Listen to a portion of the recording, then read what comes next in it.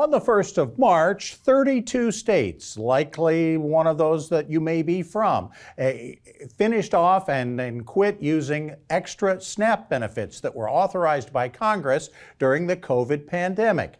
18 states had already done it a month before. South Carolina was one of those.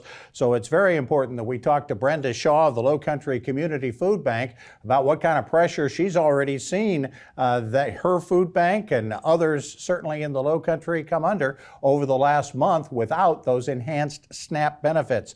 Brenda, welcome. How has it been through the month of February and as we now roll into the spring with feeding our kids? Yeah, so many of our partner agencies have said that they have seen an increase in traffic through their front door. We have here at the food bank. We started to see a decline in the number of people through our front door every month, but the past month and a half, we figure it's been about 30 people per day that come through the front door. Okay. Obviously, that's then limiting what you could do for other people and creating more of a burden on yourself and other food banks in the area. Are we getting into, is springtime generally a busier time as well? You know, the whole year is busy.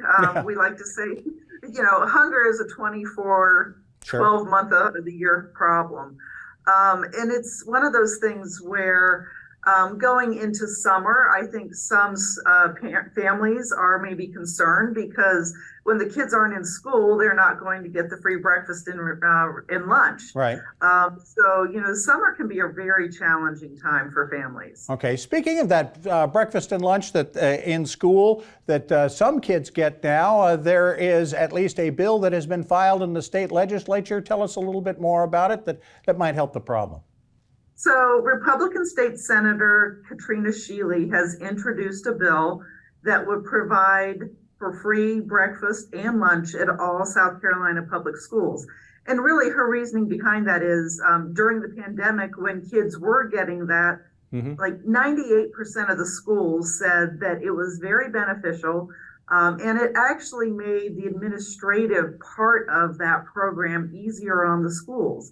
And so it's a way to, you know, maybe take some burden off the schools, but also make sure that our kids are prepared for success. And that's obviously the most important thing. And what you're talking about and what this bill is talking about is a universal breakfast and lunch. Everybody would get it in our public schools, right? Absolutely. And at the Lowcountry Food Bank, we're very supportive of that bill. Okay, an interesting angle to all of that. What can we do? Writing checks, I'm sure, is the most important and certainly the easiest thing to do. But then you have to take those checks and now deal with food that costs more. Yeah, exactly. You know, inflation is affecting food banks just like it is affecting you or me. We're not immune to that. So donations that we get, and we have an amazing community of supporters, but the money we get is not going as far. You know, transportation costs are up, food costs are up, you know, just like families that are struggling to put food on the table at home, they're having to pay more for transportation costs, for rent, and sometimes, you know, food is the last thing that gets purchased. Yeah, that's a bad cycle to be in for, certainly.